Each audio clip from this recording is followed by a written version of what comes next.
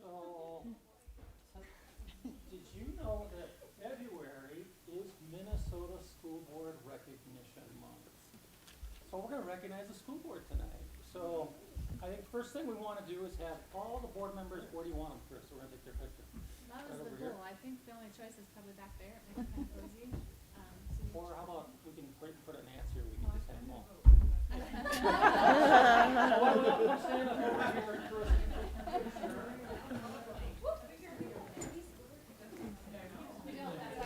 I don't think I got certificates for you.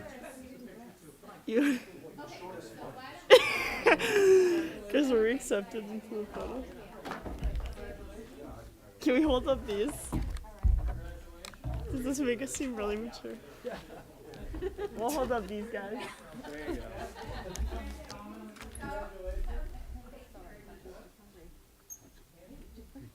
Yeah, right. there's a point to that. Yeah.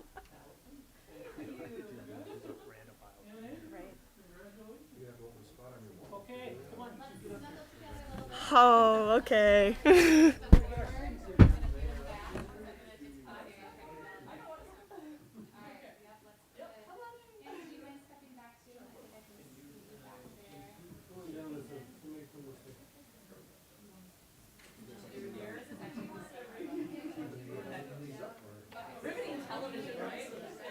No, not yet. It's scheduled for 8. I just don't know. Do you know how to Edit. go to edit on your phone? I'll just take a step that way so I can see Anna behind you. And then keep taking a step. So make sure I can see everybody's faces. See if we're good. And smile. Thank you. All right, so, hold on a second, hold on. So, I just want to say thank you on behalf of the administration for your support of the district. We are able to do things successfully with the support of the board. And, I've been doing this a long time, and you are one of the very best boards that I've worked with. So, thank you. Thank you.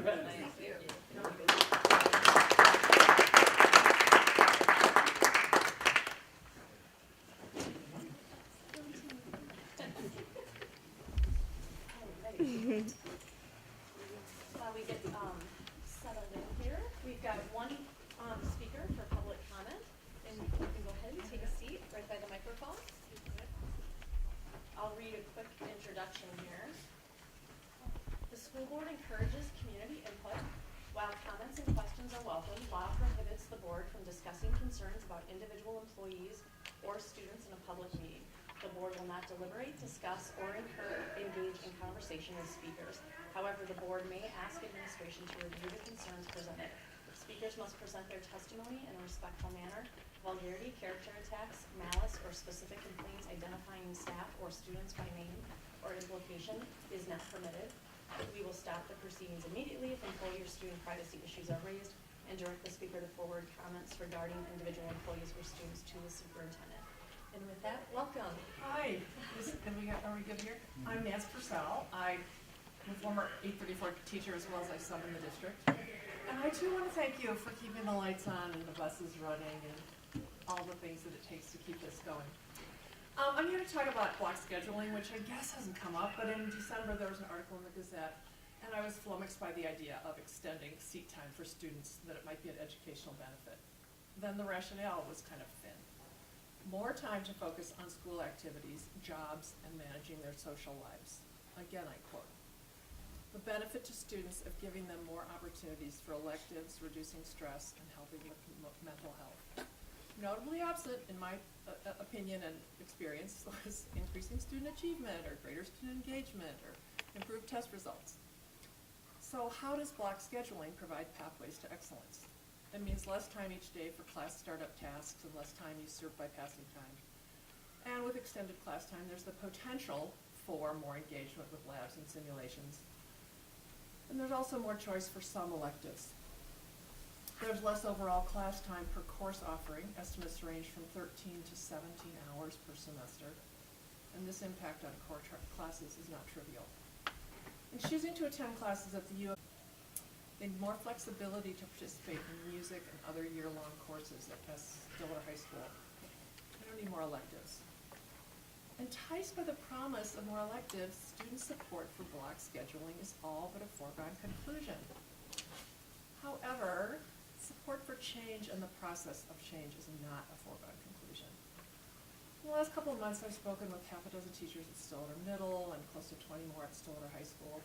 Enthusiasm for block scheduling is pretty thin. Nobody was outright in favor of it. About 6 people who've worked under a block schedule were vehemently opposed. Some were neutral, but the one comment that was really a strong, one left or one, have I? One. Okay, was a usually upbeat staff member looked me in the eye and said, I don't care. Care is the glue that keeps teachers going on good days and bad. Churn in this district is wearing down staff. Much has changed since the 1970s when block scheduling was rolled out and deemed innovative. Online learning, cell phones, student attachment to them, and the daily challenge of classroom management.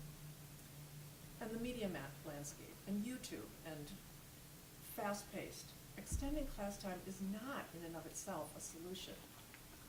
All that said, should block scheduling come before the board and you vote in favor of it, I implore you to do the training first. Devote next year or whatever to teaching before implementing a costly new schedule.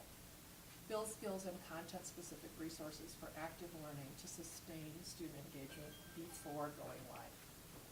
Thanks very much. Thank you very Yep. much. Appreciate it. And with that, we'll call this meeting to order. Joan, roll call. Director Hopper? Here. Dr. Kelsenberg? Here. Dr. Lauer? Here. Dr. Petrie? Here. Dr. Fordyce? Yeah. Dr. Kuehner? Here. Dr. Sherman? Here. Beautiful. Great. Pledge of allegiance.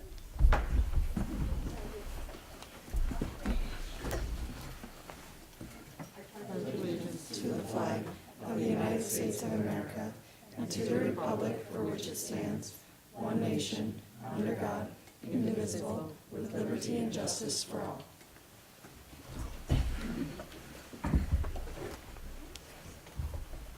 Now we'll move to the next item, which is to approve tonight's agenda. Can I have a motion to approve? I move to approve. Great. Director Hacker moves to approve tonight's agenda. I will second. All those in favor of approving tonight's agenda, raise your hand and say aye. Aye.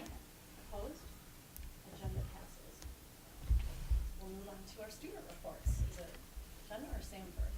I'm starting today. Okay. So, we just recently had our blast week last week. It was a 4-day week, but we felt it was very successful. We had a ton of different events going on. Our heritage fashion show, Family Feud, Minute to Win It, and our culture fair were things that student council did. We had a lot of guest performers and speakers and different affinity groups from our school having panels during the week too. So it was a jam-packed week, and we felt that the student body really enjoyed it. So we're very proud of that outcome. And yeah. And then moving forward with events outside of last week, we have the student-teacher basketball game this Friday, so I know students are looking forward to that. And then beginning of February, we didn't have a chance to touch on it at the last meeting because it was a study session. We didn't have our student report. But seniors submitted their community scholarship applications, so that was a big thing for the senior class. But then on top of last week, there was some controversy surrounding the Culture Day, which is a Spirit Week theme we've done traditionally every day for every year for Blast Week. And some of the concern was regarding the current climate in Stillwater and some of the issues that have arose. So that those concerns were brought to student council. We talked as a council about what we wanted to do moving forward, and the overwhelming majority of the council agreed that Culture Day should stay. And then there was still some pushback, so then later that week, so this is the week right before last week, we called a united council meeting. So all the student leaders at our school from different affinity groups, different clubs, all came to a meeting and we discussed this topic. And the main idea was that students wanted Culture Day. They wanted to express their culture, show the school what matters to them, and just have an opportunity to express themselves, even on one day, because a lot of these students don't have the opportunity ever. It's one day is a small amount of time to celebrate culture. So it was definitely significant for those students to have that day. And that's what was voiced at that United Council meeting. So we did have Culture Day, and it was a success. It was the same day as the Heritage Fashion Show, and it was overall successful. I think students were very pleased that they were able to express their culture and overall feel safe at our school, feel accepted for who they are. But the issue is not over. We are having another United Council meeting tomorrow to touch on the same topic. So we are still valuing our students' perspectives and how they feel at our school. So that's something that will be ongoing, and it's something that's important to us as students, and I would hope everyone that is a part of Stillwater community. Any questions or? Can you just describe what Culture Day is and how it manifests itself? What is it like at the high school? Yeah, so originally it was Heritage/USA Day, which there were concerns that that would be divisive as it separates students that have a culture outside of the U.S. and students who have just USA as their culture. So we switched it to Culture Day with the idea that you could express your heritage, your identity, any club, any sport you're a part of, anything that describes you is what Culture Day is. So if I think like, what did you wear, like the girls' soccer shirt for Culture Day? Like that's what describes you. That's your identity. So that's what we wanted Culture Day to be. It's an expression of yourself, and we want every student to be able to express their identity and their culture through this day. So it wasn't so much activities, it was more just dress mostly? Yes. Okay. That's what, it's a Spirit Week day, so it was just like what you wore to school that day. And that's, like I said with last week, it's usually paired on the same day as the Heritage Fashion Show, so that's typically the same day. I mean, last week's all a celebration of our differences and coming together. It's unification, so the Culture Day ending that, it was Thursday, was pretty significant to a lot of students. Well, I just want to say kudos to you for, I mean, it sounds like you really did you made a lot of effort to work through this whole Yeah. thing. Yeah. I mean, several meetings and probably endless conversations. And, I mean, you know, you're ready for the real world. If you want to run for office, like right after you graduate, you know, you're ready to go, I think. So kudos to you. Well, and I appreciate that you're having a meeting after, kind of just touch base with everyone as well. So it's all good. Great. Thank you for sharing that. Appreciate it.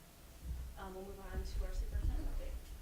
So to continue with what Sam was saying, there are some tensions at Stillwater High School regarding race right now.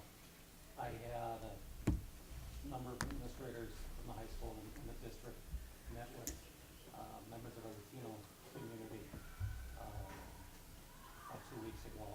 We spent 2.5 hours with families who were sharing their concerns about how they do not feel that some of the things that are going on at the high school, they don't feel that their kids are safe.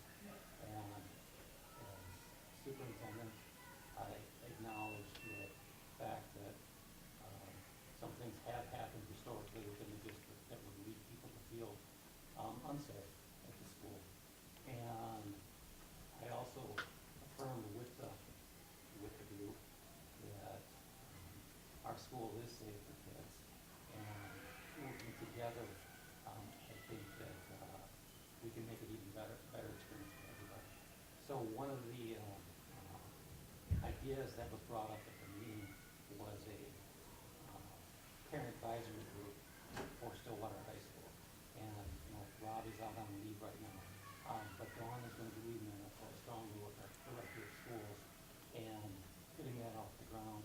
And so the parent advisory group will be made up of parents from throughout the high school, but we also had a number of families at the meeting that would be interested in being part of that. So we do acknowledge that there is some tension, and there are some things that we have to work through as a district. And we appreciated the efforts of the students last week to work through some of these issues and continue to work through them. quick update on. And the other thing that we recognize the school board tonight, the other thing I didn't recognize, it's bus driver appreciation month as well, so thanks, Pete. Two things tonight. So, but no, again, the bus drivers, they haven't had too bad of a winter yet this winter, but, you know, they're the ones who get home to school and home safely in all sorts of conditions. And they deal with kids on the bus, sometimes we're on a little bit, so we really appreciate what they do as well. Absolutely. So that's what I have. Makes the bus drivers make a huge difference every single day with families and kids, so, yeah, thank you to everyone, and especially after the recent history we've had with transportation. Things are so much, it is such a better place, so we appreciate all of them. I do not have a report today, so we'll move on to the consent agenda, which should be on this. Items A through F. Is there a motion?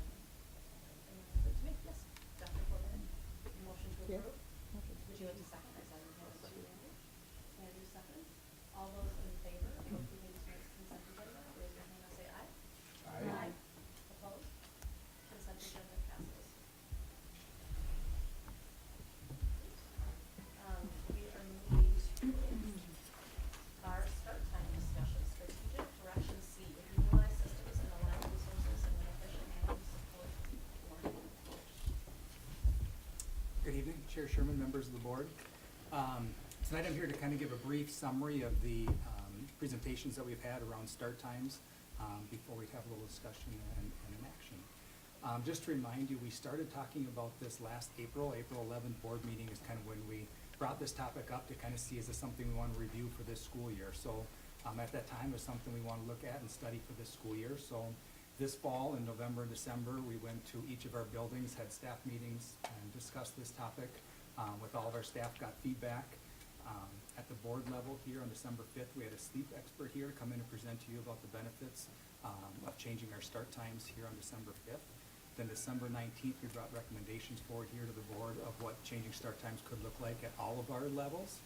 And then right after winter break on January 4th and January 11th, we had community conversations to get feedback, which we got online as well, but in-person feedback on our start time discussions. And then we're here tonight to have a vote to see which way we want to go. You'll probably notice in the recommendation, it is not for next year. We have changed it, so it's not the 24-25 school year. It's 2 years out, so it'll be the 25-26 school year, so it'll align with the calendar. So if you look at that recommendation, that is not a misprint. We are not looking to do it next year. We are delaying it a year until the 25-26 school year. Looking at our pony plan, so as we've talked many times here at the board level around what that pony plan, our strategic initiatives, there's kind of three big buckets that we're focusing on. The first one's literacy.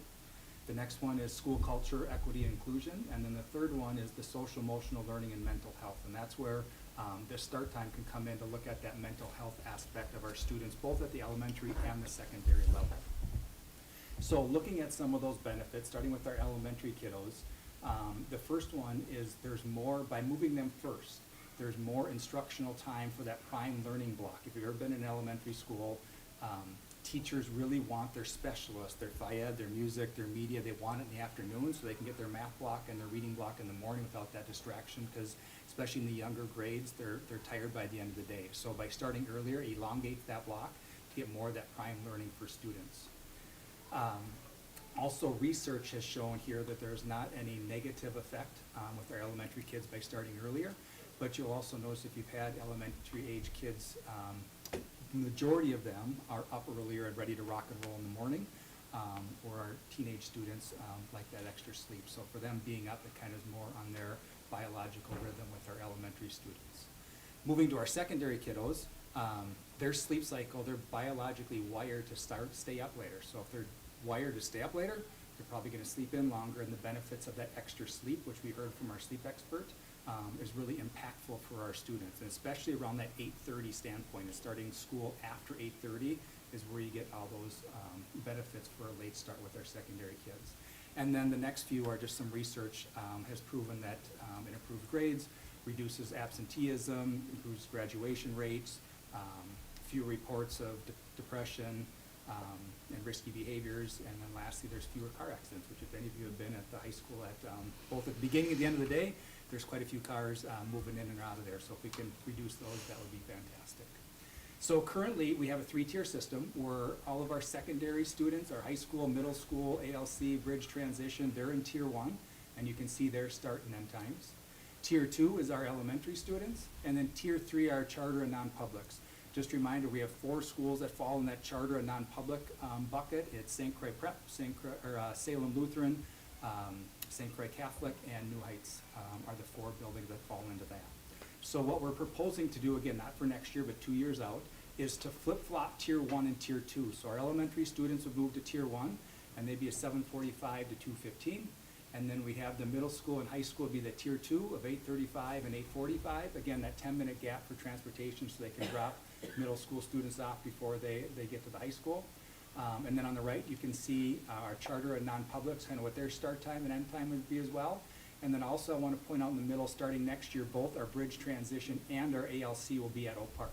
So we'll be moving, we're finishing up construction right now, we're moving our ALC students and staff over the summer to start at Oak Park for next fall, and you can see their start and end time there. Here's a slide we've shown at all of our presentations around different districts in the metro area, kind of what their elementary, middle, and high school start and end times are, and you can kind of get a sense, and I can leave this up here during discussion if you want to reference it, to kind of get a sense of a smattering of what other districts are doing around the metro area. And then also we've had conversations with other districts that have done this recently just to try to get their feedback. First one, White Bear, is the most recent one to do that. Before, they kind of had a 15-85 split in terms of the majority of their care, or excuse me, they had a 50-50 split before they went to the early start time, where half the kids in the morning, half the kids in the afternoon. Right now that shifted to kind of a 15% 85. So by starting early, most families can get their kids on the bus or drop them off at school or have arrangements in the morning, but really need that child care in the afternoon. It wasn't so much a 50-50 split, it was more that 15-85. And they did see about a 10% increase in families needing that after-school care. Looking at the after-school and activity standpoint, you can see Eden Prairie, there wasn't any decline in their athletic or activity participation, or did they lose out at any job standpoint from there, but there was some impact, especially in the lower level of their high school activities. Some of those games, the away games, they'd have to leave school a little bit earlier than they did if they had an earlier start time. So with that, kind of looking for some of the reasons, or just kind of let you know some of the reasons that came into our recommendation of going 2 years out, is giving families the time to adjust to new schedule. It is at the end of February right now, so it'd be kind of rushed, we felt, to do it for next school year. It also allows our community ed staff additional time to hire staff for Adventure Club, which is our before and after school care. Also gives the high school an opportunity to design a credit for employment program. So some of the students that could, high school kids that may be looking at education or a pathway that could give them an opportunity to work Adventure Club or some other after school activities in our elementary school to develop a program so they could do that for credit. And then also helps our district develop some youth enrichment or maybe some targeted service programming after school to really help us beef up that after school to see if we can enhance the after school opportunities for elementary age kids.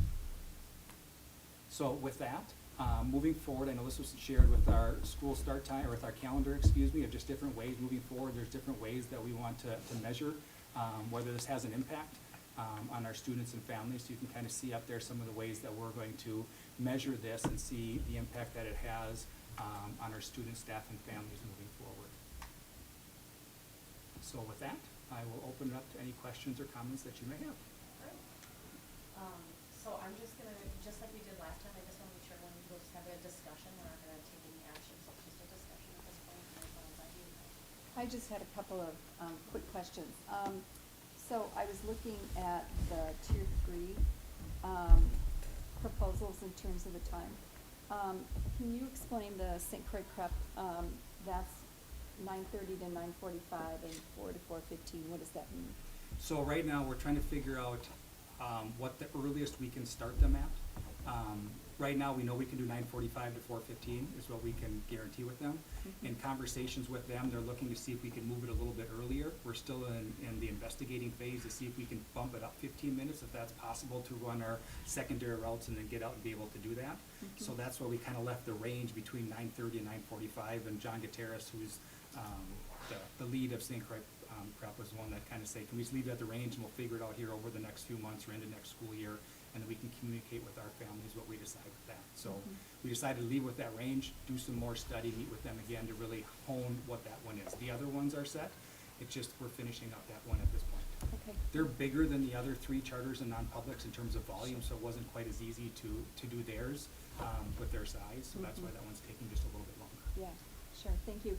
And then the other question I had was slide on measuring effectiveness of start times. And I appreciate that you've got different ways to try to analyze what sort of effects we might have from implementing this change.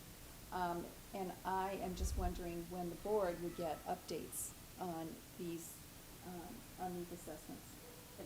This is really longitudinal data, so I mean, you're not gonna get an update in the first probably 6 months, but I would say after the first year, we will start to be able to give you updates on what we're seeing in the district. Okay, thank you. And I guess I should, and I'll let you speak to this as well, but if this were to pass this evening, we would, because we have a long timeline, Superintendent Funk and I talked a lot about coming back with frequent updates of where we're at for the board's benefit, for the community's benefit. What challenges are we having? What successes are we having in the process? I don't know if you have anything else to add to that. Well, I think the number one thing resounding on people's minds is daycare.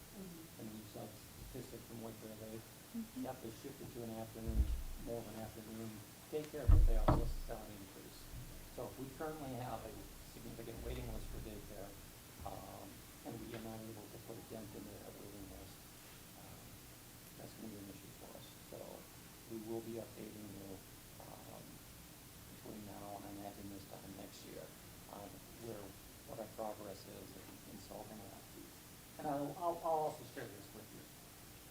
Regardless whether you change start times or not, or we change as a district, we have to solve the daycare issue.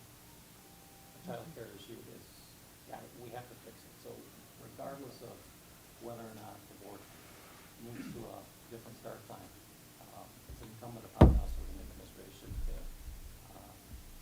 get rid of that waiting list we have with families. Yes, a quick follow-up question. So if we get board updates at the end of the first year, are we continuing for a second year? Like, is this something, if it's gonna be longitudinal, that we'll have updates for Yeah, you 2 should years, have. 3 years, like? Yeah, I mean, I think when we had the sleep expert from Colorado, she talked about the actually did surveys for the first couple, 2 or 3 years.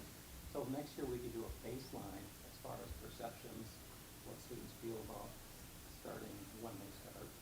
And then I would imagine as part of the data we provide you on the follow-on is, okay, how those perceptions have shifted over time. And then what the other data that you see in the screen. And I think that data will be key because what I think everyone here probably maybe started out a little skeptical, and then Dr. Lopser came in and really kind of was with data able to refute a lot of what people might think start times would do. Like, students won't, they'll just stay up later if we give them time. Well, the data didn't support that. Our elementary students won't get as much sleep. It was only losing 15 minutes. Extracurricular activities won't be as popular or participated in. That was also not supported by the data. So I think that data will be critical in answering some of our community's questions over time. So that's just my thought on that.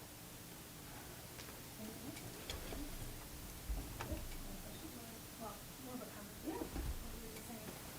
Speaking of Dr. Meltzer, one of the things that really stuck out with me was she talked a lot about getting a lot of feedback before the decision was made, from community members and from families and staff, and then once the data started being collected after the fact, a lot of those initial fears and worries did not materialize.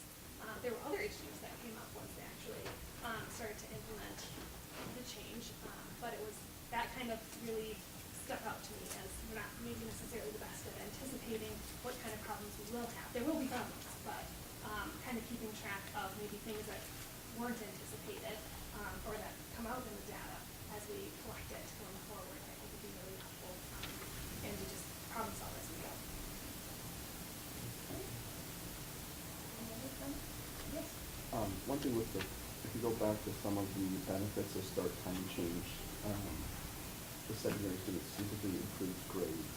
Could you share some more insight into that? For me, it's almost the chicken and the egg debate. And then I'm trying to spot it all, but obviously I think the sleep science is highly compelling. The mental health benefits is highly compelling, especially for secondary students. I just want to be mindful of kind of the metrics that we're using to measure success.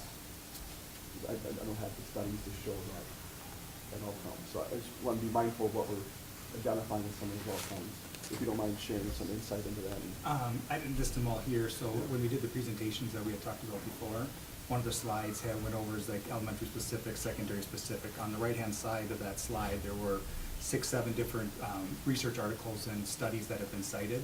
This was just kind of a summary of those that talked about increased grades that were from those research articles that were cited in those presentations. And This is just kind of a... that link on the bottom. So that link on the bottom will take you to all the research for people who are not, you can't read it now. If anyone wants to read more about that, it's on the website. This was just kind of a brief summary of kind of those presentations here just to kind of spark the conversation. Yeah, well, thank you. Yeah.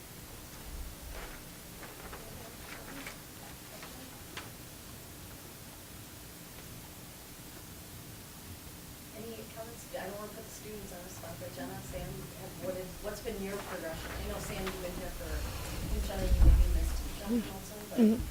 Yeah, I think when we presented that information to students. We did a United Council meeting for that as well, and I think what we noticed is kind of what we've heard tonight is that initially everyone seemed to be pretty skeptical, and then they heard more about the research and it was overwhelming the support after the research, because I think it is very well supported. The benefits are vast, and I think that's telling that this is a good choice.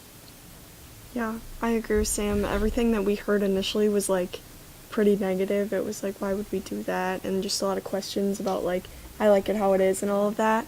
But I think it's really hard to deny like facts and research and all of that. And I think for students too, when they hear that, I think that's very like compelling for them. Yeah, and I think change is hard, but after seeing the research, I think students are more open to change because they see the benefits are so great, and there's a lot that you can get out of with the switch.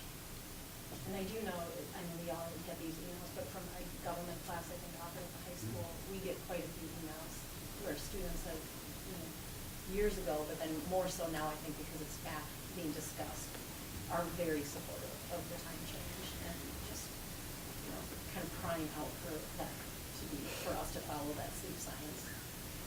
That impacts them every single day in their class. Thank you guys. One of the other takeaways I remember from Dr. Melcher is just on the importance of the educational aspect of educating families around sleep training for students.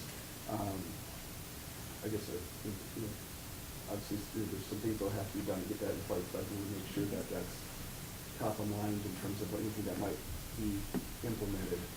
That's a really important part of that. That was a really big takeaway that I recall being important to make sure that everything's being done in the best way possible to help support students and families. And I know there's especially concerns around elementary age, which, understandable, absolutely. So, but that's one thing I want to make sure that we're mindful.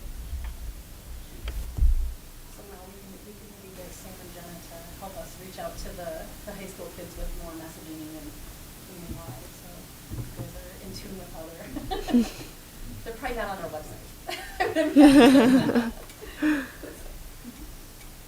Yes, I'm sorry. Oh, Chris. Oh, no, I was just going to say, I'm sort of disappointed about it. With the, I guess with the only concern being we have the adventure club situation as it is. If it's a 10% increase, that would double our wait list maybe, something like that. If we got to a place a year down the road where we weren't making any significant impacts in that, do we have a way out? I mean, Yeah, you have a way of offering it. Yeah, I mean, if I come to you a year from now and just say, folks, it's not working, by switching, you will be adding to the problem that we haven't solved yet. Absolutely. I mean, yeah, I mean, I can certainly give you an update and a recommendation at that point in time. But for the smart people behind me, we're gonna make sure that doesn't happen. And my hope when I talk to families too, because I know childcare is the number one issue that I have to say, now I'm gonna need afternoon care. And it is coming from a very personal perspective versus our role as a board is to come from more of a system, a holistic perspective for all students. And I feel when I read those emails, I mean, I really do feel for those families. Change is hard, childcare is hard, it's, you know, you live for your children. So it's all gonna be a challenge, but I truly think that this change, knowing how our split shift works right now and how unattractive that is for childcare workers to come in for a few hours in the morning, leave for most of the day, and then come back for a few hours in the afternoon. I really am optimistic that this change, as I'm sure you are, you would not be bringing this forward. I think that we have a chance to fix a problem that needs to be fixed. And so, you know, and for some people, I do, even though everyone comes with their personal experiences, there are a lot of people who this benefits because now they don't have to worry about the, you know, there are a lot of people that need AM and PM childcare, and this, as Mark said, the AM care is eliminated, that need almost goes away. So just kind of some of my thoughts. I want to acknowledge the emails, both in support and not in support, and just say that we're going to do our best and work hard to make this a success, because it is supported by science. It is the right thing to do. And for those families, even with young kids that have greater sleep needs now, and I know Dr. Hocker can speak from personal experience now, it gets worse as they get older. They don't stay little forever, and if they need a lot of sleep now, you're going to be so grateful that this change is happening, because that typically does not change.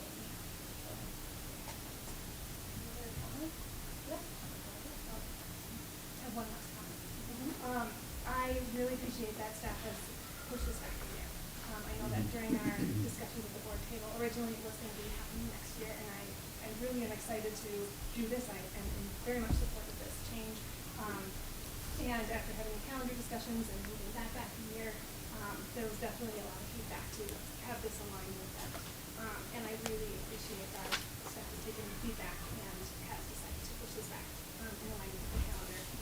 And that also gives us this opportunity to figure out education for families about sleep training and giving families an opportunity to find that child care.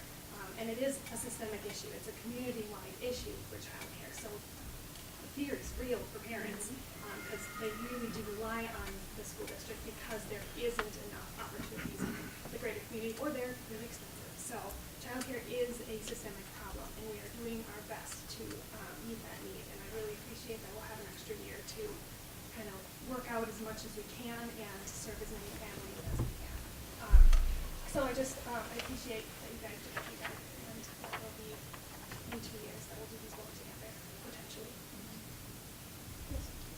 No, I would echo that. I think that's a really important change, and again, appreciate that, because that's, it would have been really hard, I think, for families to pivot in such a short time frame, especially with the child care needs, which is again a global issue across the board. And I also appreciate Dr.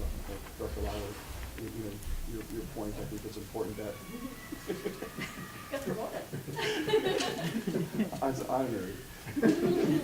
But having off and up, and I appreciate the remarks on that, because I think it's important to make sure that we're facing the realities the best we can, and I think it's going to be a leap of faith, and it's not something that I'm taking lightly in terms of the disruptions to families and some of the challenges. At the end of the day, I think the science is too strong for me to ignore, and I just think it's I look at what we do as a board to hopefully help improve student outcomes and make a difference, and I believe this is gonna be one of the things that my heart to heart will actually make an impact, biologically and hopefully, again, the chicken and egg debate, I think in other ways we'll see some improvements. So, I just wanted to also acknowledge, to your point, Chair Sherman, just the feedback. I think that's been really a healthy, robust input that we've gotten through the process that's been had. So appreciate everything that's been done. And I think we hear the concerns. We know the concerns, and I think this is not something that I know I take lightly, and I know that as a whole, the board does not take lightly at all. But I just think it's too important of an opportunity to do something that I'm willing to stand behind and support. Oh, go ahead, Jessica. Thank you. This has been really good discussion. And I also appreciate the information, the feedback that we've gotten from emails and conversations and various entities like that. I am also going to be supporting this. I mean, I think about high school students and how, they get to the end of the week, and essentially what we have given them right now, they are dragging a 5-hour sleep deficit into the weekend. And it explains a lot about how my children slept on the weekends when they were in high school. And, even though we know that they'll probably go to bed a little bit later, but the data tells us that students are still going to get an extra 45 minutes of sleep a night, which I think is going to be huge to sort of cut down that deficit that they then drag into the weekend. And I just think that is, it just stands to reason it's going to lead to some really much better outcomes for students. Mental health, academic. I mean, just that, I think about, what I'm like in a day if I get a short night of sleep. And I mean, I just can't imagine doing that 5 days in a row. We've had some comments by, and I 100% understand why parents of elementary students are concerned about this, because my gosh, we're proposing to turn their whole household and schedule kind of upside down here, and I do appreciate that administration has decided to wait a year, because that gives them time to try to figure it out. It gives us time to try to find the support for them. But and I know that there have been some comments that we are making a decision here that is, sacrificing the elementary students in favor of the secondary students. I really don't look at it that way. I mean, I feel as though this decision is for the benefit of every single student in our system, because those elementary students are going to be high school students later. And those parents are going to be so grateful to us that we made this decision. And so all of the turmoil that they're going to be going through as we change this schedule, I mean, I hope that they come to look at it as an investment in the well-being of their students in another 5 or 6 years. So I am going to support this, and I'm just glad that we decided to put it off for another year. And keep in mind, we've been discussing moving these times since long before probably any of us got on to the school board, or even Superintendent Funk came into the district. I appreciate the fact that we're moving forward with the conversation and actually voting on it, making a decision, and moving on for the best of our students. And I just want to really quickly, I would not personally, I think this is going to benefit our elementary kids too, and I think we don't talk about that enough. I truly see how ready they are to learn early in the morning. They are going to, I really feel like they're going to thrive in this change. I don't think, there will be some that struggles, and I don't want to minimize that, but those will be the people that will really appreciate this change when they move into secondary school. So I truly am doing this for all students and for all their learning. And I'm doing this, and I thought it would be in the presentation, but Dr. Funk, your slide that you shared with the mental health, and Jenna, you spoke to it, and Annie, you spoke to it so eloquently at their last meeting, but what is it, 30, is it almost 40? 38. 37 or 38% of our girls are self-disclosing long-term mental health needs. To me, this is less about academics and far more about physical and mental health and that connection. And I do think it will probably impact grades. It might not be something we can directly correlate, but I think we're going to see students that are thriving personally, healthier people in our buildings, which is something we all want. So yeah, yes? All right, so when this was first presented, I thought, wow, looks like a good idea. And then as I do, I go out and I talk to people, and that's how I inform my decision.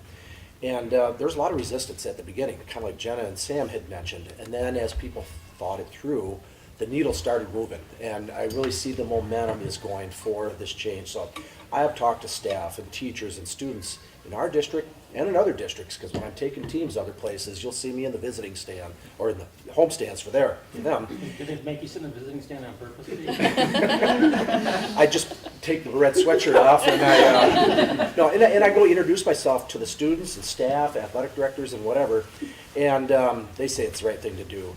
And even this morning, statewide board members throughout the state on that MSBA Zoom call, I participated. I asked that question, and they all support that this is the way to go. So I can't deny that, and so I will be in support of it as well. I had one question, because I think this keeps coming up, and Mark, you've answered this previously, so between our superintendent or Mark, I get a lot of people that say, well, why don't we start everyone at 8? And I know you've answered that before, and I know our budget and how much we already spend on transportation, and I think it would shock most people. But can you answer that a little bit, why everyone can't start at It's just cost prohibitive. There's no way we can have that many buses to get everybody to school at the same time. We would have to, I don't know, we'd have to double our bus fleet, but there's more buses and way more drivers. in a driver shortage? We are in a driver shortage right now, so it is just not even close to being feasible. It's also equipment shortage as well, the number of buses too. And so it is a driver shortage, but there's also some equipment shortage to get that volume of buses to do a single run. And this is rhetorical, but the executive summary that we were provided, that's, I'm assuming, gonna shape and craft the work that you're gonna be doing if this does pass tonight.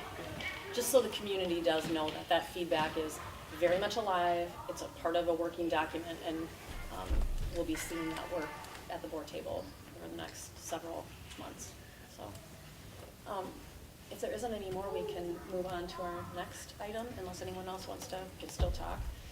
But let's move on to the action item before us, which is the start time for the 25-26 school year. And I'm gonna go ahead and make a motion to approve this, and I'm gonna ask for a second. Great, Director Lauer with a second, and now we can have any remaining discussion. If anyone wants to chime in, and if not, we can vote. All those in favor of approving the start time change for the 25-26 school year, raise your hand, say aye. Aye. Opposed? All right, motion passes. Thank you, board, and thank you to staff for all the work that you've done and are going to do moving forward. All right, and now we're gonna talk budget items. Thank you, Mark. And so Marie is coming in to talk priority-based budgeting. Good evening, board members, superintendent. So before you tonight is a report on our priority-based budgeting and also some of the investments for 2024-25, and this is part of the priority-based budgeting process, which we'll go over this evening. Again, the timeline before you this evening was because we do have some timeline deadlines before us with some staffing. And so with that, I am going to just highlight some of our current financial reality here with Stillwater. Our alignment of our resources is not consistent with our district priorities. And then with that, the expiration of our federal COVID funds, specifically the American Rescue Plan funds. We do have a little bit of a tail of that funding that's expiring this coming September. It's about $640,000. So it is significant amount of money that the district won't have next year. Inflation and rising costs, unfunded state mandates. While we do appreciate the additional funds from the legislature, there's a lot of ties to some of those categorical funds that do require us also doing things with those dollars. And then last but not least, the instability of district leadership that led to some unrealized budget assumptions, which I will highlight again. You've seen graph like this that you can see our last piece for 2022-23 where our current fund balance is as of our last financial audit, and that's currently sitting at 1.1%. So again, our unassigned fund balance, the board policy is to strive to get to that middle line up there, which is 5%. And we are currently, as of our last audit, at 1.1%, which equates to about $1.5 million. And the district, this size, just looking at, should be about $5.8 million. And those are funds for, again, if something were to happen, we have funds for a rainy day to cover different expenditures here at the district level. So to give an update on priority-based budgeting and to highlight what that is, it's a framework that's from the Government Finance Officers Association, known as GFOA, and it's a smarter school spending or best practices in school budgeting. So the framework, it includes 5 steps with multiple steps underneath.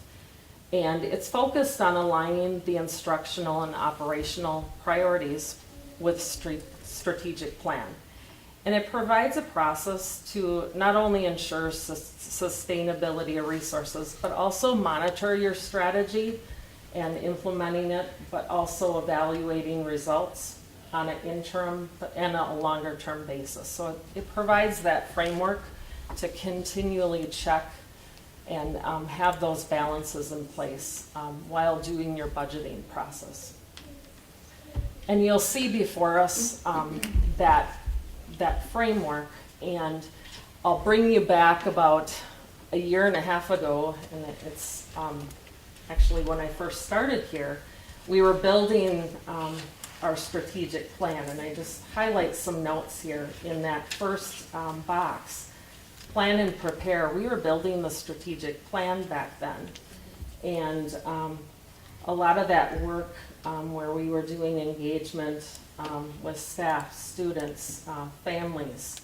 I know there was a lot of work around doing those partnerships and analyzing from the community and staff and students that work and preparing and trying to gather information around the goals and priorities. So a lot of that work was done to set up this framework and building that pony plan last fall and rolling that out. And so where we're at right now is in that middle section of the framework in the priorities and prioritizing our expenditures and applying that cost analysis, which is not just a one-time thing. You're applying and refining your priorities, your cost analysis. So where we're at right now is rolling out some of those expenditures and our priorities. So what I'm going to highlight as we go forward is how some of those do align and don't align to the focus on our strategic plan, which for 2024-25, you can see on the right-hand side is literacy, school culture, equity and inclusion, and social emotional learning and mental health. So those were the 4 strategic directions. Priority-based budgeting falls under strategic direction C. So one of the ways how we analyze and apply that cost analysis is looking at a process using academic return on investment. This gets a little bit in the weeds, but you can see how in most districts, the budget options is the top. You either keep or eliminate. In priority-based budgeting model, you're looking to expand, keep, segment, fix, replace, or eliminate. So you're looking at different options, whether a program or an investment is how it's impacting students and whether it's something worth keeping or expanding on, and what is that return on the investment to the student. So you can kind of see those boxes up there and a little bit more detail. We've spent the last few months looking at that at a team, but also taking that input from the strategic plan and analyzing how we align that to the budget process. And so before you is, again, this is before we even roll out the budget. This is part of the, again, the timeline to set up some of the allocations based on our staffing timeline before us. So you can see at the top is our strategic plan priorities for investments. The expand is BAR, Amigos Unidos, and literacy. And then keep or segment is contingency staffing, and we'll talk about that in a minute. Social emotional support and pathways. Fix or replace is instructional coaching model. The achievement and integration coordination and data analysis. And then eliminate is ESSER ARP positions, that's that federal COVID funding. Additional staffing, and then additional transportation services. So you can see those total reductions or realignment of our budget is just shy of about $2 million. And so the first area are the expansions, and before you are the BAR, and that's again continuing that investment into BAR, into expansion of 3 more schools, the middle schools, and then Brookview, and that will be grant funded. And then Amigos Unidos is expand to grade 7. You can see that will be at a cost of 1 FTE. And then literacy, again, expanding the media technician support to full-time. Currently they're part-time, that would be expanded to full-time. And then the next area would be keep or segment. Contingency staffing, that again is holding some positions or setting aside some additional class size positions for allocation as enrollment grows. So having those already set aside within the budget process so that we are not coming up short of our allocations later. So having 5 FTEs already set aside in the budget. And then social emotional support, again, keeping that within the current district budget, and also the Pathways program. So again, no additional impact, we're keeping those as they are aligned. Again, fixing or replacing, So the centralized, having a more centralized instructional coaching model is fully funding the model through our Q-Comp levy. And that would mean keeping the 6.6 FTEs and the 1.0 Q-Comp coordinator, and eliminating the 5 FTEs that are not funded through Q-Comp. So there's other sources of funding that do support those 5 FTEs. So it's again aligning the resources of our district, and you can see that cost savings there. Achievement and integration, again refocusing at the district level initiatives as part of a central office reorganization. There's a little more cost to that. And then data analysis for the district, investing in a quantitative data analyst. So there's a little bit more investment there as a district. And then eliminate. So again, as I mentioned in the beginning of the presentation, those ESSER ARP positions, there's a few here, the eliminating the 2.0 student engagement specialists. Also, there is one FTE, a safe and supportive schools specialist, that would be funded by a grant for next year. On the previous slide, we did have a grant to support that position next year. And you can see the cost savings. Again, we are not getting revenue in as of September for those positions. And then additional staffing, we are again eliminating the positions, the 6 at the elementary and 2 4 at the middle schools. The 6 at the elementary sites, those are positions based on enrollment. So again, they're reset each year based on enrollment levels, and then the 4 at the middle school level. And then transportation, having some savings due to service levels, changes in the service levels. And then last but not least, we are also examining other cost savings at the district level to streamline support of our district initiatives. And one thing that is not on the slide that I want to really emphasize is the cost of health insurance has been a significant impact on the district. And so we have a health insurance committee meeting next week, and we're going to be looking at some options potentially to really help us with reduce some of the costs of the health insurance plan.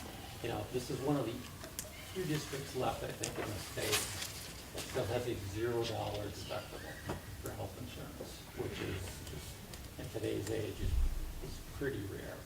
And so we're going to be really taking a look at the cost of that, and you know, is it sustainable? Because what's happening is that cost continues to go up. Those people who are on a high deductible plan are having to, they're being impacted because cost of the zero deductible plan is so exorbitant that everybody's being impacted by it. So we're going to really take a hard look at that moving forward. And with that, that concludes the presentation. Again, this is a report. It doesn't require any action from the board this evening. What this does is it informs some of the work that we will begin as part of the budget update that we will present to you next month. I think there's some comments up there. You know, go back to the last red slide you had there. That one. Yeah. All right, so I'll just touch base on this. Currently, we have an inequity within our transportation system. We have 2 special elementary programs in the district. We provide door-to-door service for one of them. The other, we have a hub.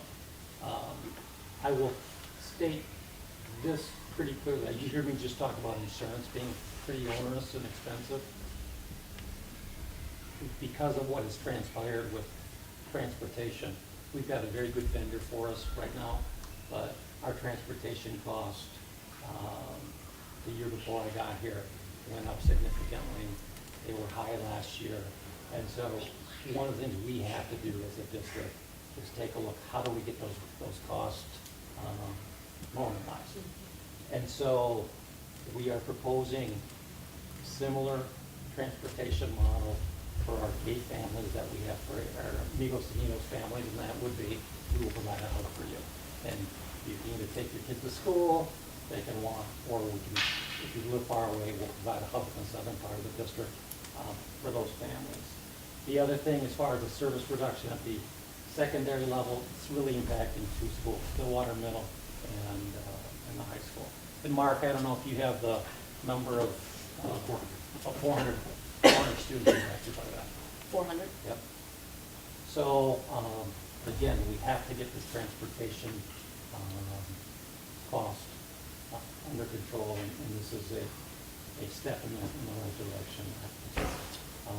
Go back one. Can I just ask a really quick, on the transportation, will those families impacted be notified? Absolutely. Okay, and work with them, where their nearest stop is, Correct. That sort of thing. And I'm assuming, because we all had a transportation learning session, so we know that we're, doing more than the state requires. And so obviously we're meeting all of our requirements that we have to do, so. Correct. Okay. Quick follow-up on the transportation part. So my understanding, at least with the gate transportation, that the kids who are zoned to Stillwater Middle School just hop on the middle school bus. Correct. Is that going to continue, or is that going away, and they will also be doing hubs in the northern part of the district? Continue. Continue. So that part will continue. So the hubs will really be just in the southern part of the district. Okay. And I know that there will be some concerns because the southern part of the district lost busing a couple years ago for the gate program, and that was really hard for families. But at this point, you're not eliminating busing for the southern part. It's just moving it into a hub. Going into a hub to be consistent with our other special programs. Okay. And how is that going with the? There were some hiccups to start the year, but I think it's been going pretty well. Okay. Can you just talk about what that even looks like? I mean, you say hub system, but I'm not entirely sure. Mark? Sorry. Bring 'em up.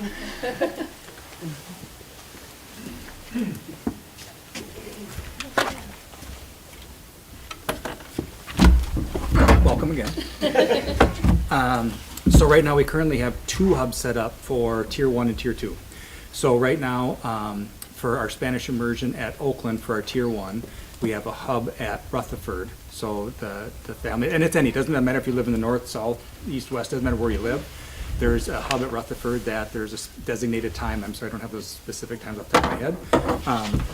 But if you get to there at, probably before school starts, whenever that time is, drop your child off there at Rutherford. They get on the bus, they go to Oakland, go to school, and then after school, they'll pick them up from Oakland, drop them off at Rutherford at the end of the day. For Tier 2 with elementary, they go from Oakland to Rutherford. When you look at the Tier 2, when it's at Lake Elmo for Spanish immersion, I'm talking Spanish immersion, I'm not talking GATE, because GATE right now is not hub. GATE right now is full transportation service, so this is just the Unidos Amigos program. In the second tier, for what's at Lake Elmo Elementary, we run actually a couple hubs. One, again, is at Rutherford. So school starts at 8:45. I think the pickup there is around 8:20 or so. The families drop off their child. There's about 30, low 30s is the number of families that are registered for that. We'll drop their kids off there. They'll get on the bus from Rutherford. They'll drop them off at Lake Elmo to start the day.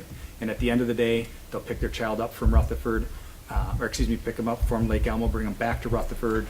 School gets done at 3:15. I think that's a 3:35 or so drop off. So about 20, 25 minutes after school gets done, they get dropped off at Rutherford.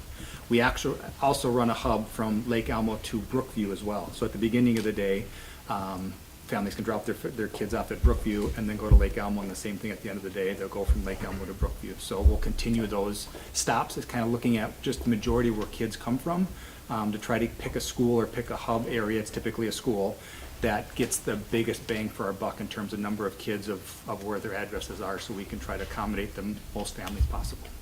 So those are not established which schools yet right now. We'll look at enrollment, because right now they're still sending out gate invitations as we speak, and acceptance letters are coming in, and those haven't been finalized. Once that gets done, then we'll take a look at where those students are coming from in the southern end, and then pick our hubs accordingly that we can best accommodate as many families as we can. Okay, so I guess my understanding is parents get their kids to the hub, the bus goes directly to school. Yep. Lease goes just from school back to the hub and back home. So in theory, it would be a 20-minute drive from Woodbury up there versus the door-to-door service, and I'm speaking from personal experience here, is 45 to an hour on the bus. So to me, that is a win. It's a little more work for families individually, but ultimately it's less time on the bus and it's a cost savings for the district. Currently, right now, the pickup is, so our bus garage is in the southern end, it's in, Lake Elm right by 94. So they'll pick up the students in the gate program first, then run their Stillwater Middle run, and then drop everybody off at Stillwater Middle. And at the end of the day, they'd run their Stillwater Middle run, then drop the kids off in the southern end of the district, and then go to the next school. So it's not a route just designated for that. Okay, that makes a lot of sense. Thanks. Any other questions on transportation? I'm glad we're working with families, and I know, this does not come as a surprise because we had Mark look into some efficiencies, and I think we as a board discussed a lot of what is going on, so. Other thoughts, comments? I had a question about the contingency staffing, contingency to align with projected class size ratios. Can you explain a little bit more about what that means?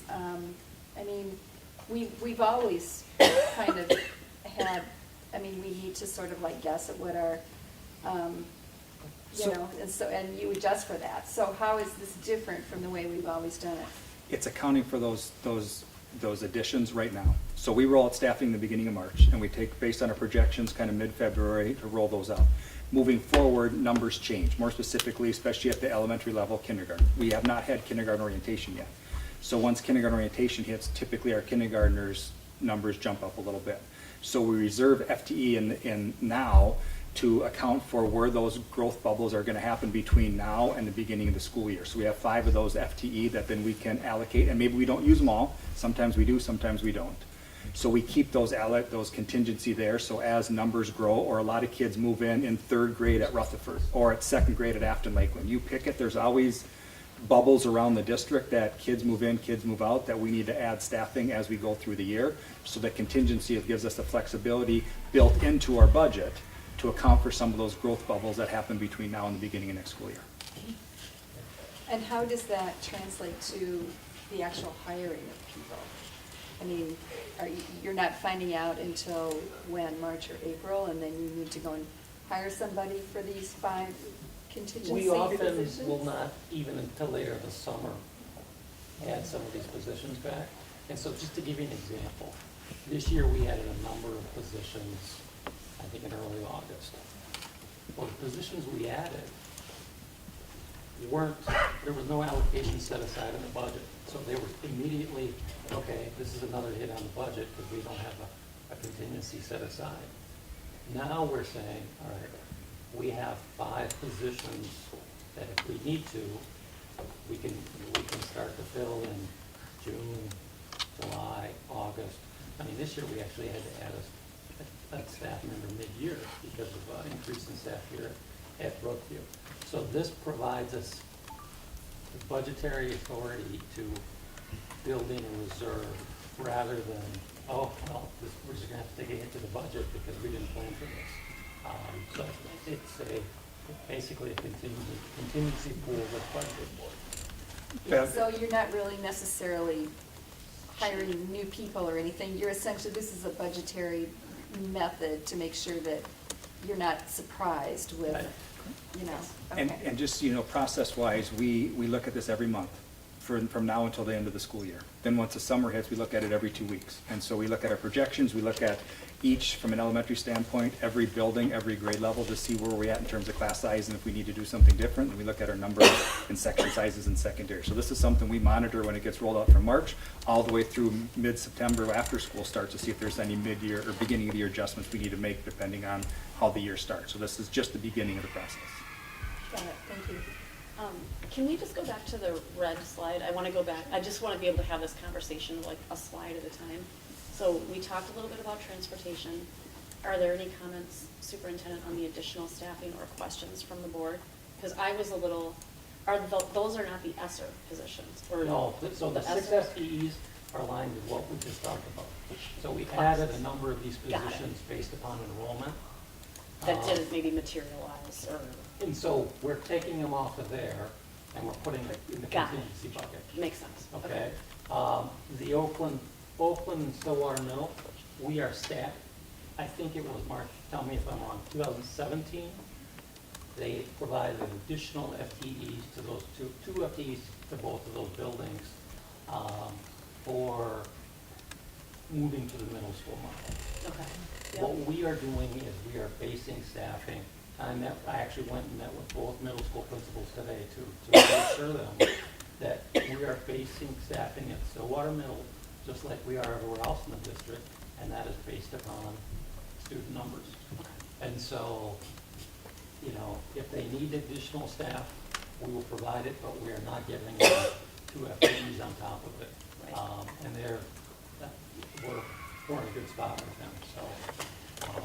And then the bucket on the left is pure federal ERP Okay. dollars. Which we all knew as a board, I mean, when we talked about that those positions, unfortunately, that money was going away, as were the positions that they were being dedicated to, so. And then, I don't know if anyone else, but I guess my other slide would be the fixed slide. Could we go to the fixed slide? I just wanna make sure that the board doesn't, if you guys have any questions, I know, it would be helpful, I think, to touch base a little bit on the instructional coaching model changes. So, two real points of emphasis here.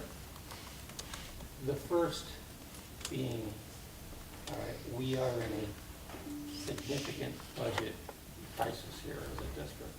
You know, your fund balance is 1.1%. We are funding a number of these coach positions out of the general fund. And so what we have decided to recommend strategically is we're gonna maintain coaches, but we're only gonna fund them through QComp, which is the funding source they're aligned with. So we are not funding additional coaches beyond that. Now, the other thing that we are doing, which is again, we'll call it a fix, is we are going to reconfigure our coaching model. Currently, we have coaches in every single building. What we are going to do is centralize the coaches at Oak Park, and they are going to be working directly with teaching and learning coordinators and going out into buildings, working with the principals, working with the teachers, and we will have a more consistent model to coaching as we are taking a district level centralized approach to doing that. Now, we have had coaching for over a decade here in Stillwater, and I think we've had some significant success in some buildings, and we've had some buildings where we haven't had much success. And so the intent here is let's centralize this so we have the same expectations for all of our coaches, and they will go out and really work with staff to improve their craft. So so this is two-part. We're fixing it, and we're also reducing the budget. And you know, as we talk about priorities of effort here and return on investment, this model, we certainly see some success with this model. This is something that, okay, we can maybe make it more robust over time. But this is where we're at as far as that. Questions on that? And I talk to the next bullet here. So you heard me speak tonight, you heard Sam speak tonight about we have some growing pains as a school district in how we are dealing with issues of diversity, equity, and inclusion. And so part of what we have done is, I think we've been able to address some issues in a reactionary mode as they occur. but we really had no district level strategic focus on some of these issues that have been popping up. And so, you know, whether it's professional development with staff or working with our various groups of students as we become more and more diverse. So we are going to be, we don't know what this looks like yet, but we're reorganizing the central office to put some district level focus within this area. And then currently with the data analysis piece, you know, we talk about wanting to measure results and do a lot of different things. We really are in need of a research-based data statistician in the district. And so that's where we're going to invest some resources to improve that. Sorry for my cold, my cough. Thank you. Any questions on this slide? I have a quick question. Probably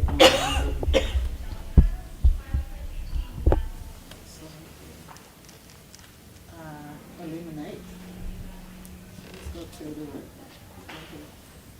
so just some clarity with respect to the FTEs. The 6 FTE for the elementary school, that's the flexibility to have that improved in the event that we want to use that. But we already have the FTEs for Oakland and Stillwater. As a result, those added FTEs that is currently being used from the COVID era. Okay. Yep. Or that was even you said from start time, Pre-COVID. or from. That was even pre-COVID. That was Yep. the model That was change. pre-COVID. Yep. And I know it's always hard to look at eliminate, right? Because we know the needs are so great that I'm sure everyone here, you know, it's not where anyone wants to be. We'd love to be able to have an abundance of resources, but we don't. And we have a fund balance, and we've had a lot of decisions that have cost a lot of money to kind of fix and resolve. And, you know, I'm looking forward. I appreciate all the work that's going and the planful nature of this, the strategic nature of this, because resources are finite. And when we went into the community with the levy, and there are a few of us that were here for that, it was really not much more than a renewal of a decades-old levy. And we had the tech levy on that, but I think we were told that we had, since the time the levy passed, it was like $7 million approximately in cuts. We had the tech levy that was going to help offset some of that, but we were still operating, even on the levy we passed, in a $5 million cut environment. So, and that was at the time we made those decisions because it was expiring, and we didn't want to go for more. We wanted to be safe because it would have resulted in a $12 million annual hole in our budget, which would have been catastrophic for our families and our students. So I want to just share that historical context with people at home that might be watching this and saying, we passed a levy, we passed a bond, and we're cutting. There's a lot of history that goes into the why behind where we are. But I appreciate the planful nature of getting us out of this and getting to a better place, as tough as it's going to be. Any other comments? With the expand the green section with the literacy, can you just provide some background again from the technicians of what's the current staffing at Upson? So currently, we have, I don't have the screen in front of me, I think I showed it the last board meeting, but we added media techs to each of the elementaries this year so that we could keep the doors open when the media specialists were not there. So, except that we only hired them at 5 hours a day. So now we're increasing that to 7.5 hours a day, based upon the request of the media specialists, and we could really use, you know, more support here. I showed you the number of books that you're now checking out compared to a year ago, which is huge. So this is worst case scenario. If all these people remove from the full time and all said, you want to take insurance benefits, that's what the cost would be. So that's, well, again, I'm trying to show you this realistic thing. Here's the worst case scenario, what it would cost us. You know, again, I think going back, you know, Stephen talked to the board here whenever AU kicked off, I don't know how many years ago, and talked about keeping it through 8th grade, okay? So we're expanding it one more year, we got one more year to go. BAR is, we have had meetings, we've had done some initial research on the effectiveness of BAR, and it does seem to be an effective program for a lot of different reasons, but so we are continuing to expand it through grants at this point, and the intent would be eventually get the whole district on BAR. So that is the direction we are going with that. As we are able to expand it through grants at this point, there's the only really impact on the budget is BAR coordinators at the high school in particular, and trying to figure out the staffing within the schools, how they would have a coordinator there. Just to follow up on the BAR point that you just made, just understanding how those programs work as we expand with this grant funding, is the funding used to set up the programs, or is it used to keep it going? Set it up. Set it up, okay, so that's why the grant funding makes sense. It's the professional development that goes with it. Now, the district tie-in is if you become a district-wide, and we're having it at Oakland and so on, there is going to, the budgetary impact was that it would be, do we have a coordinator, where do we get that in the FTE, do we take it from someone else? So that's a real world discussion as we go further into it. But as far as the startup, it's grant funded for professional development. How many schools are left that would still be involved? We need Rutherford, Lily Lake, Anderson, Stonebridge. and Stonebridge. That is, that's a program that is beneficial to the leaders. And again, what we owe the board is, you know, kind of a review of BAR. We haven't really talked anymore. So I think we should, in the next few months, do something. Yes. In terms of literacy, again, I love the idea of having more access to libraries. I know kids love it. My boys love it. So, how does the READ Act fit into this budget? So this is really operational. What we would have to do, there are two components to it. Professional development, which we have a professional development budget, we have a Title II budget, which we can use funds from both of those for PD. One of the things we're doing here is, for example, we have a position this year that is a district level position that would pay out of professional development. And we're shifting that, all right? And now professional development funds are more available for the READ Act and things like that. The other piece of the READ Act that is significant for the district is the curriculum purchase, but that's more of a capital purchase than an operational purchase. So we would purchase that with capital dollars, which is not what we're talking about with this budget here. And would that be funded based on the programs by the state? Yes. Well, we'll get some funding. That's our hope. Depends how well our board can lobby the legislature. On the Amigos Unidos, so if we expand that to grade 7, which means another full-time equivalent teacher, we're not adding students, so where does the extra teacher come in? We're getting students from In the kindergarten. middle school, into the middle school program. We're not getting additional students in Yeah, the we are, we're district. getting more, we At got, that bottom end, at the kindergarten level, they come out. Okay. And then they're matriculating into the system. so that's why it's an additional cost, is because, Right. and if there's a slight trade-off with FTE, because these kids are getting some in new classes as opposed to other maybe electives in middle school. Right. So there's a slight trade-off. Other thoughts? Well, I appreciate the work that has gone into this. I know, like I said, I know it's tough, and these are tough conversations, but I think they're the right conversations, and I just think that moving forward, it feels very focused and intentional, and and I appreciate that.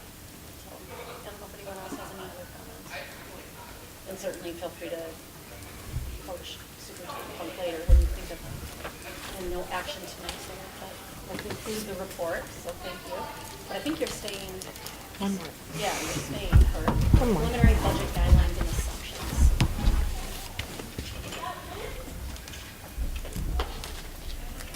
You're gonna scroll. What? Oh, So before you this evening is a couple-page document of the proposed 2024-25 preliminary budget guidelines and assumptions. And similar to last year's document, these are the guiding factors for how we prepare the budget for 2024-25. And what you will see before you is the guidelines and assumptions start with not only the framework of our budget, which starts with the strategic plan and some of the strategic direction of the district, but then it gets into the strategic plan objectives as you see before you, and then the preliminary budget calculations. And just to highlight some of the areas on the calculations, we will be taking the enrollment projection as of February 15th, and then we will continue, as Mark mentioned, refine that and continue to review staffing allocations as necessary. We will take the revenue calculation based on current state legislative formulas, the allowances. We'll take our levy calculation based on board-approved levy amounts. And then the federal entitlements, we will take the current amounts for those federal dollars. Again, they won't include any ESSER or ARP COVID funds unless we get some type of windfall from the federal government. So it'll be preliminary entitlement allocations that MDE will share with us. They usually sometimes come late, but again, those will be in our budget assumptions. On the expenditure side, which I think is up on the right-hand side of the screen, we'll be projecting based on actual salaries and benefits, honoring labor agreements. Staffing, again, is based on a projected enrollment number. We'll include benefits, any estimated changes in those rates to the benefit plans. And then non-salary expenditures will include adjustments for inflation as necessary. And also being mindful of that, using any restricted fund balance, we must follow Board Policy 714, the statutory guidance. So again, in accordance with our fund balance policy, we're again striving to maintain that unassigned fund balance. So that is one thing that is our focus for the 2024-25 budget as we put together the priority-based budgeting process. We are again in phase 1 of priority-based budgeting. So this is a work in progress, and you will see multiple presentations as we go from now until June. So the first update will be next month. And so you'll see the section on presenting the budget. You'll be provided a timeline, and I'll share that with the board. And then presentation and the preliminary budget will include a budget document. So again, this is before you as just some of the guiding assumptions that we will, again, take this and start kickoff of our budget next month. Until we're in a school, so if the sounds at home sound joyful, the gym is packed. So, again, before you for approval of the guidelines and assumptions for 2024, 25. Thank you very much for reviewing that. I'm going to go ahead with a motion to approve.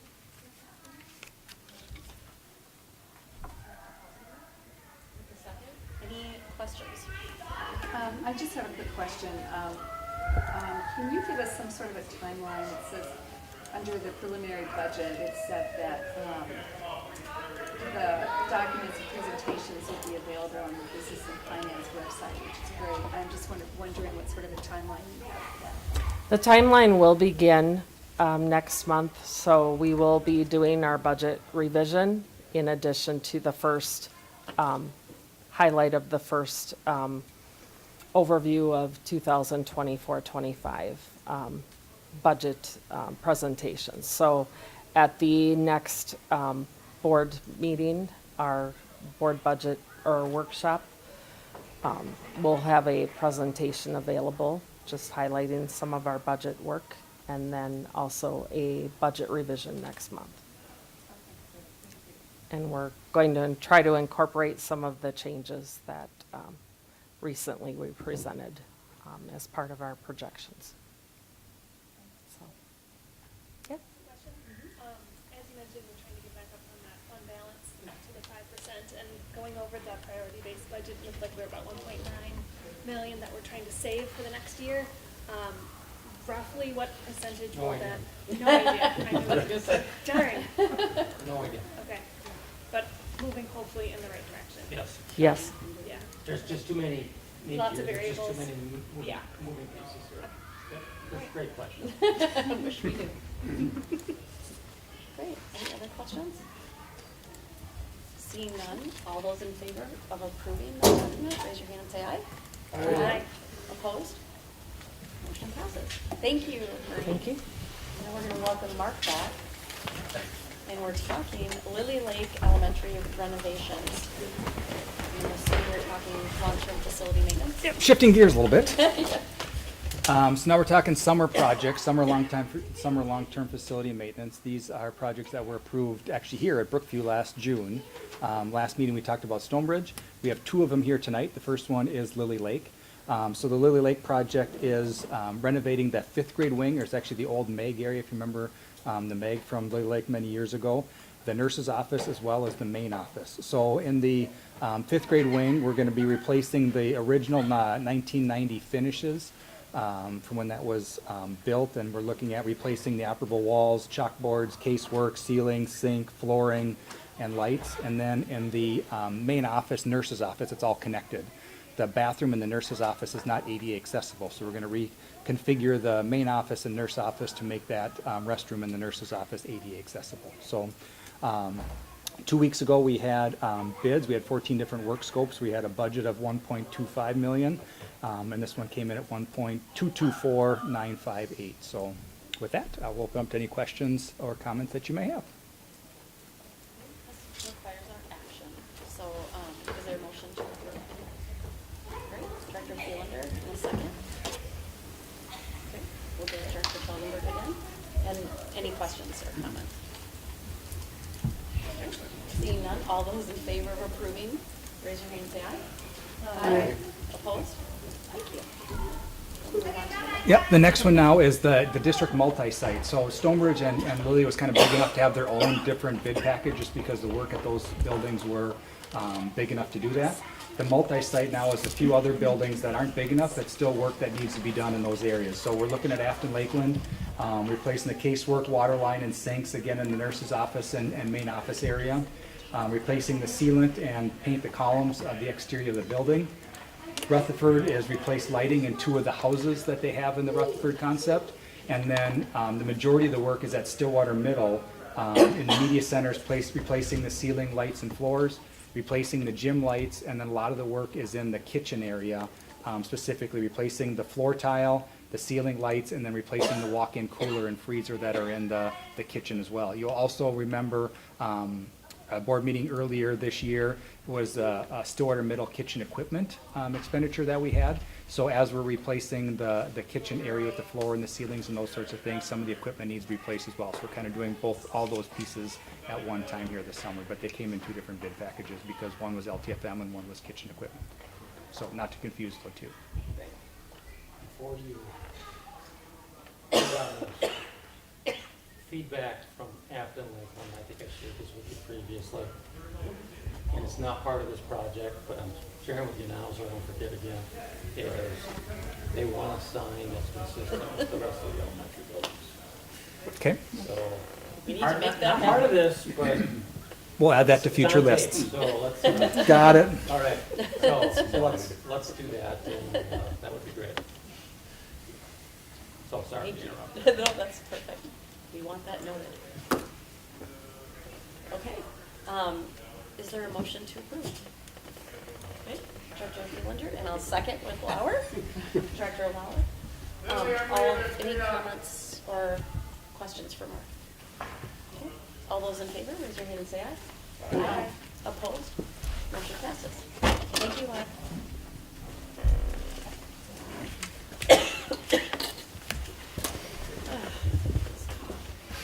Welcome, Paul. We're moving on to a first reading for policy 209, code of conduct. Yes, Take it away. that's great. Good evening, Chair and members of the board. It's my pleasure to present policy 209, which is the code of conduct for a first read. You'll see it was in your packet, and you see it up here. Again, this fits in with our alignment with MSBA policy and the vision of the board policy committee to do some streamlining of our policies. And so as you'll see, the main thing in this document is there's a little bit of, in the purpose and in the general statement of policy, you'll see a little bit of wording changes. That aligns directly with the MSBA model policy. And then as you go down into the general statement of policy, those items that are in black, and I want to point out one thing as you kind of read this, because the green, as you'll see in number 4, that really should be black, the first part of that. It states, recognize that school board authority rests with the school board in legal sessions and not with any individual school board member except as may be authorized by law. It's kind of just more of a typo that's, Okay. so green isn't new language Oh, okay. in that part. Because what you'll see is a pattern of, you'll see the language, which is in our current policy, and then behind it in green, it makes a reference to where you'll find that in MSBA policy. So, and so you see that kind of pattern going down. So it's not new language with that. So, so it's pretty straightforward policy. So I could take any questions, but this is the first reading. And I don't know if other members of the committee Yeah. have things to share. Well, this is just for the background, this is when I think it came up, we have like 3 different quasi code of conduct policies, and you can kind of, just over the years, it kind of grew and really were unnecessary just to deviate much from what MSBA has. And so certainly I think if you're reviewing this, read it in its entirety, but you might want to go back to the other policies, which are also referenced, that we'll be removing, right? And make sure you feel like we've captured everything. I think that as a committee, we thought there was no reason to really deviate from this. What, you look like you I'm a little confused. Oh, okay. On the green? Are you adopting the model policy, or are you just? That's We're- my question. Because initially in our committee meeting, we had talked about adopting the model policy, Yes. which has a lot more than the document up there. This is our old 209 with. Oh, I thought this was the model. Nope, Okay. nope, it's not.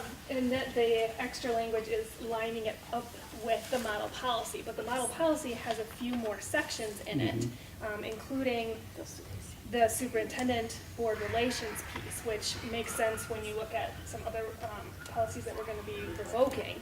Are those other ones, and the whole point we were revoking those was because I thought we were going with the And that's model what, that was, and I'm policy. sorry, that was my assumption too, that's what I. And I thought that's Sure. what this was initially too, but then when I looked at it a little closer, it is our old policy. And it does show that it's very similar and it aligns, but the model policy, the code of ethics, does have a few additional sections. Sure. That, at least in policy committee, my understanding was that we were gonna adopt the model and not necessarily this one, but this is a really good reference sheet to see that it is See the collaboration same, of yeah. that. Yeah, Yeah. same. and that was my understanding was we were gonna go all model. Yeah, right. Okay, Okay, so what we can do is for the second reading, we'll add that additional language and then re-present that to the board. this is the model policy, so this is the one that we are proposing to change. So you're, so Going basically, to this. you wanna go in mass to this policy, Yes, adopt this policy. That is what I took and then out of revoke yeah. the ones that we're revoking later, yeah. Yes. That was my notes too. Well, I mean, you showed us some things, but this could be your first read of this policy, I mean, so, I mean, it's, yeah, okay. And we did ask to look at how they align, so I mean, I know exactly where this document came Okay. from. That makes Right. perfect sense, I just to clarify. 'cause For it the was board, when we were reviewing it, we're Yes. reviewing the model policy, that's what we are proposing to adopt. Okay, and the other one was how we did it. Got it. Yeah. Yep, okay. Okay. All right. And This in is- truth, it was really a confusing meeting, just because we have So so many. many different policies that bear upon, you know, Right. what's in this model policy. And I think we were just trying to wrestle with everything and How figure many? out what the best path forward was. But I agree with you, I think that was what we concluded, that we wanted to go with the model policy, so. Okay, well, that makes you 209. Exactly, so here There will we be go. 209. There's Look at the 209. model The policy, model policy, yeah. and look at the other ones, and if anyone has any feedback. Great. Any questions? Okay, moving on to our next item.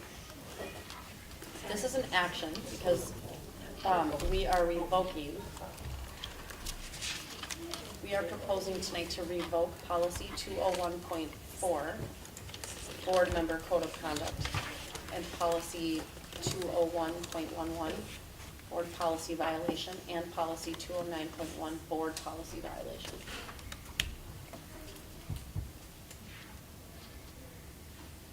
Pop those up. Sure.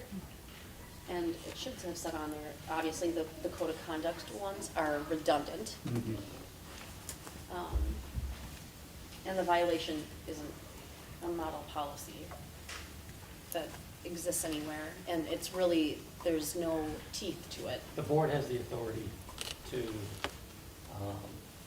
determine if there's any violation, you know, Right. the policy. You just consult with legal and international. Exactly. So it's really not a necessary policy to have on the books. And it's also in statute, Yes. like what we can. Yes, what we can get.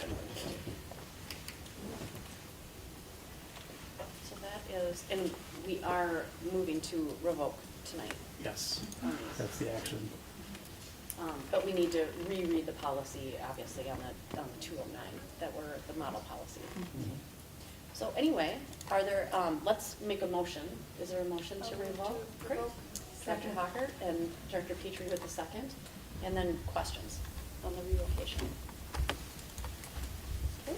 All those in favor of revoking those policies, raise your hand and say aye. Aye. Opposed? Step Yeah, one. just got rid of 3. I know, step one of a huge Whittling it down. cleanup, yes.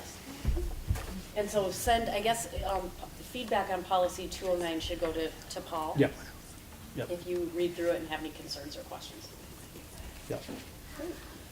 Okay, and then we have the next action, which is another revocation. And you will see when you read the model policy from MSBA, these are covered within that policy. So we're revoking policy 301.3, policy 302.1, policy 302.2, and that is it. And those areas are covered within the model policy. I don't even know, were these model, I don't have my notes with me from committee, but I don't think those are even model policy. No. Yeah, But they're they're just redundant. really, No, they're- yeah, they're really old policies, here, so. Yeah. Question. Mhm. Should we be revoking the old before we update the new? Is that because of the gap? Are you gonna monitor me for the next meeting? Well, yeah, plus the one we just did, I should have spoke up a couple minutes ago. I think you got 2 weeks, you're fine. Okay. Yeah. But that's a good idea. I think there will be some that we will have to wait to revoke, so, but this is a series that is doesn't fall into that category. So the gates aren't open for 2 weeks here then? Yeah. Yeah, and we still have 209. Yeah, you still have. Yeah. Right, so there is still a code of conduct policy on the books. Okay. I'll behave regardless. Okay, so is there a motion to revoke these policies? Okay, we'll go with Bev for the first and Annie with the second. All those in favor of revocation, raise your hand and say aye. Aye. Opposed? Motion passes. And Mark is not, thank you, Paul. Yep, thank you. And Mark is not done yet. He's coming with a, what will be kind of a regular series of updates for the community, but a bond 2023 facilities update. Good evening. Okay, bond projects. So in the fall, in November, we passed the bond referendum for different projects throughout the district. So I just want to update you kind of progress where we're at and then kind of answer any questions or comments that you may have at the end. So starting out with our elementary projects with the new Anderson and the new Lake Elmo. Let's talk land first. So the Anderson land, we are currently in negotiations with People's Church on the 10 acre parcel, adjacent to Barker's Elks. People's Church has now merged with another congregation, so they're St. Croix United. So moving forward, People's Church, as we refer to it, is not People's Church anymore, it's St. Croix United. So moving forward, we'll be referring to them as St. Croix United. We're currently in negotiations with them. We're looking to bring a purchase agreement here sometime in March or April for that 10 acre parcel adjacent to Barker's Elks.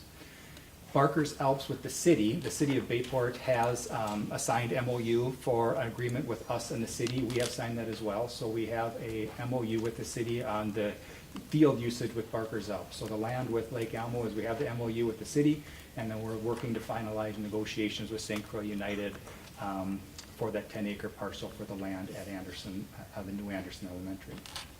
The new Bayport. The new Bayport Elementary. Moving to Lake Elmo. So Lake Elmo, last August, over the summer, we brought a purchase agreement for a 47 acre parcel of land on the corner of 10th Street and Lake Elmo Avenue. Since then, we've been working with the city around approvals. We're kind of having a two-phase approach in terms of approvals. The first one is a comp plan amendment and a zoning amendment, looking for city sewer and city water. So some of those documentations and applications had to be in January, which we hit those deadlines. We did have a planning commission meeting last week. That was in the news. What's that? That was in the news. That was in the news.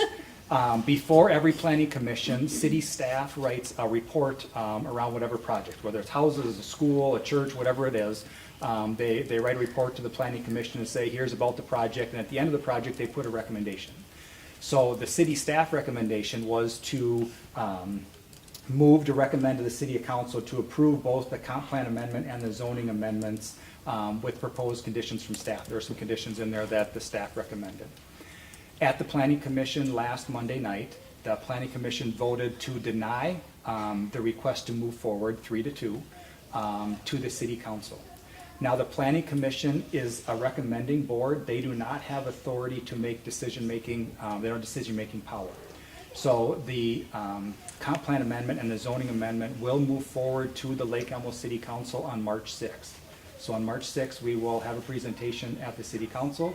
At that point, the city council will vote to approve on both the comp plan and the zoning amendment at their March 6th meeting. So we'll have more clarification after that meeting. So if you saw the planning commission denied 3-2, they did, but the official vote will be March 6th here, coming in a couple weeks. So, Mark, just really quick, would you describe that as just a setback, but again, not the whole, because I'm getting questions from the community. What does that mean? And so I appreciate the clarification that it's a recommendation. I don't know, maybe you have a thought. I mean, it's a setback, but it's certainly not the end of the process. It's still at the beginning, I guess. Yes, we're still moving forward. Later tonight, I'm gonna ask you to extend the purchase agreement, which expires at the end of the month. So we're still moving forward with the plan. I find it hard to believe that we certainly have a school in Lake Elmo. We've had a school in Lake Elmo for 100 years. And it's currently connected to city water and sewer. I find it awfully hard to believe that the community of Lake Elmo will not allow us to build a bigger school on more land without putting sewer and water, which we currently have, connected to the school, which currently has water on site and a sewer pipe across the street. So I am hopeful that the city council looks at the bigger picture of this and removes some of the local politics, I will call it, out of the picture and step up and do what's right for the kids of this district and the community of Lake Elmo. So, and I believe they will. And if they don't, well, we'll talk in closed session on, the potential impact of that. Thank you. I think the community just appreciates the transparency and where we are, what it means, and what's going on. So thank you very much for that. Sorry to interrupt. Nope, we're good. Now looking at design process, so we started both Anderson and Lake Elmo, we started design teams the week before winter break. The design teams consist of about 25 people for each one of them. And the same groupings of people exist on both of them. So there's classroom teachers, there's special education teachers, there's specialist teachers, there's paraprofessional representation, there's office staff, there's community members, there's parents, there's district personnel, there's various people that use a building and function inside a building, the representative part of that group, that user group. We've been meeting every other week since right before winter break, and the design teams will run probably till the end of March. When we first started, we created guiding principles and design criteria of what we want the building to look like and feel like. As we created those, we also had a tour. We took a bus one day in January and took all 50 representatives from both sites and toured various metro buildings throughout the area of newer sites within the last 3-4 years to get ideas of things that we like and may want to replicate. But it was also good to walk through some of the newer buildings to see things that we didn't like or have questions of and ways that we can bring some of those ideas or not into our design. Then once we came back and started meeting again, we started having a bubble map. So I don't have any beautiful drawings for you here today, but it's a bubble map working on adjacencies.